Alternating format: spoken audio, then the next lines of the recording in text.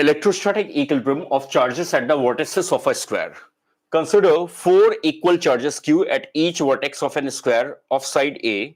Find the charge that must be kept at the center of the square that will make the system of all charges in equilibrium. ठीक, तो से यहां पे problem ये कह रही है कि हमारे पास एक स्क्वायर दिया हुआ है और स्क्वायर के वर्टिसेस पे इक्वल चार्जेस रखे हैं q q q q और साइड ए है और आपसे पूछ रहा है आप सेंटर पे कितना चार्ज रख दो कि ये पूरा सिस्टम इक्विलिब्रियम में हो जाए। सिस्टम के इक्विलिब्रियम होने की बात हो रही है, ठीक है। तो देखो हमने फंडामेंटल में देखा था कि अगर कोई भी रेगुलर पॉलीगन है, square is also regular polygon, और किसी भी रेगुलर पॉलीगन के वर्टिसेस पे अगर सेम चार्जेस रखे हैं सब जगह, जैसे ये हेक्सागन है रेगुलर और सब पे क्यू रखा है, तो सेंटर पे कोई भी चार्ज रख दो, सेंटर वाला चार्ज हमेशा इलेक्ट्रोस्टैटिक इक्विलिब्रियम में होगा। करेक्ट, ये हमने फंडामेंटल में कवर किया था। ठीक, the centre charge will always be in electrostatic equilibrium, regular polygon property. ठीक, बट इस प्रॉब्लम में सेंटर के चार्ज का इक्विलिब्रियम कंडीशन नहीं पूछ रहा है। अगर ये पूछता कि स्क्वायर पे चार इक्वल चार्जेस रखे हैं और सेंटर पे कितना चार्ज लाके रख दो कि सेंटर वाला चार्ज इक्विलिब्रियम में होगा, तब तो तुम कहते सर कोई भी चार्ज लाके सेंटर पे रख दो। करेक्ट, यहां पे क्या है, पूरा सिस्टम इक्विलिब्रियम में होना है, यानी चारों जो वर्टिसेस पे चार्ज है ना वो भी इक्विलिब्रियम पे होने हैं, यानी हर एक चार्ज पे नेट इलेक्ट्रिक फोर्स जीरो होनी है ऑन ईच चार्ज। हमारी गोल क्या है, on each charge net electric force must be equal to zero. ये इलेक्ट्रोस्टैटिक इक्विलिब्रियम का मतलब हो गया सिस्टम का। Now we know by symmetry, ये जो चारों चार्जेस है इस पे नेट इलेक्ट्रिक फोर्स का डायरेक्शन वेरी करेगा, बट चारों पे जो नेट इलेक्ट्रिक फोर्स का मैग्नीट्यूड होगा वो सेम होगा। करेक्ट, और हमने जो फंडामेंटल लेक्चर है उसमें ये चीज देखी थी, मैं वो रिजल्ट यहां पे लिख दे रहा हूं, और अगर आप इंटरेस्टेड हो वो लेक्चर देखने के लिए जिसमें हमने ये पूरा डेरिवेशन किया और एनालिसिस की है, तो उसका डिस्क्रिप्शन में लिंक दिया हुआ है। If you want you can watch that lecture जिसमें हमने ये फॉर्मूला डिराइव किया है। तो हमने यहां पे देखा था कि अगर आप कोई भी एक चार्ज ले लो, ये क्यू है, ये क्यू है, ये क्यू है, ये क्यू है, तो कोई भी अगर ये ले लो, तो इन तीन की वजह से जो रिमेनिंग थ्री है, जो वर्टिसेस चार्जेस है, इनके वजह से इस पे जो फोर्स लगती है वो डायगोनल की लाइन पे बाहर की तरफ लगती है, ये इलेक्ट्रिक फोर्स, और ये कितनी होती है, के Q square by A square 1 + 2√2/2। This is the answer. ठीक, ये आपकी नेट इलेक्ट्रिक फोर्स आती है किसी भी एक वर्टेक्स चार्ज पे because of the remaining three vertex charges. ठीक है, ये ऑलरेडी हमने डिराइव किया है, और एज आई टोल्ड यू कि ये लेक्चर देखना हो तो इसका लिंक आपका डिस्क्रिप्शन में दिया हुआ है। Got it.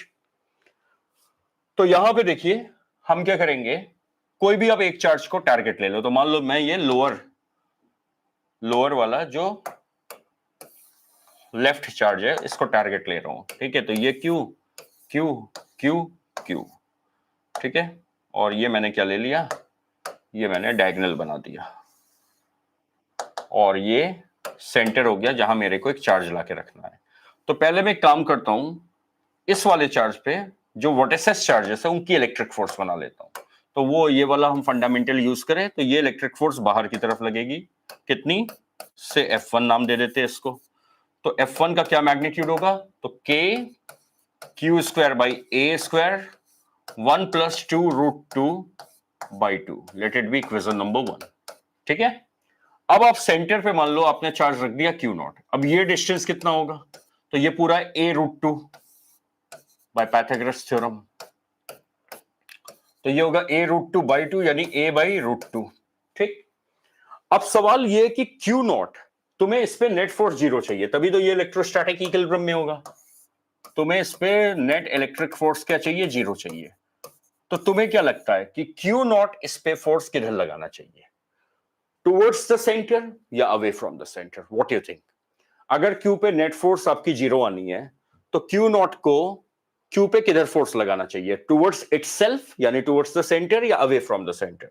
तो ऑब्वियसली यू से कि अवे तो एक F1 लग रही है, तो सर अगर इस पे नेट फोर्स जीरो आनी है तो इसको इधर फोर्स लगानी पड़ेगी ना, से F2। तो यानी Q0 Q पे खुद की तरफ फोर्स लगाएगा, तभी ये इक्विलिब्रियम पॉसिबल है। तो यानी Q not must attract Q, यही मतलब हुआ ना कि क्यू नॉट क्यू को अट्रैक्ट करेगा। इसका मतलब हो गया क्यू नॉट और क्यू की साइन क्या होनी चाहिए, ऑपोजिट होनी चाहिए, तभी ऐसा पॉसिबल होगा ना। अब इसका काम पड़ता है आगे, याद है ना इक्विलिब्रियम की प्रॉब्लम में। चलिए अब फोर्स निकालते हैं F2 कि F2 का मैग्नीट्यूड क्या होगा। तो F2 होगा कूलम्स कांस्टेंट, पहला वाला चार्ज वर्टेक्स पे Q, सेंटर वाला चार्ज Q नॉट, इनके बीच का डिस्टेंस कितना है a/√2 का स्क्वायर, तो ये आ जाएगा K Q not divided by a²/2, 2 ऊपर चला गया तो ये आ गया। ठीक, अब अगर ये इक्विलिब्रियम में है तो ये दोनों फोर्सेस आपकी क्या होगी, सेम होंगी मैग्नीट्यूड में। तो since net electric force on Q is 0, so I'll get F1 is equal to F2, so I will get K Q square by A square 1 plus 2√2 divided by 2 is equal to 2K mod of Q naught by A square। Correct. अब यहाँ कुछ modulus और sign की skill लगाते हैं, याद है, जो ऑलरेडी हमने बहुत डिटेल में फंडामेंटल्स में डिस्कस किया हुआ है कि कहीं पे भी अगर ऐसे इक्वेशन लिखी है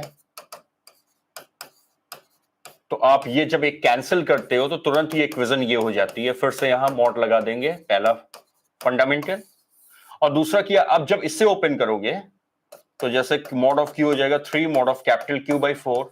तो अगर ये सेम साइन का होगा दोनों तो ये लिखोगे आंसर, और अगर ये सब हमने फंडामेंटल में किया, इसलिए बता दे रहा हूं जिन लोगों ने नहीं देखा होगा वो फंडामेंटल लेक्चर, उनके लिए तब ये लिख देंगे। ठीक, तो चलिए ये प्रॉपर्टी यहां पे लगाते हैं।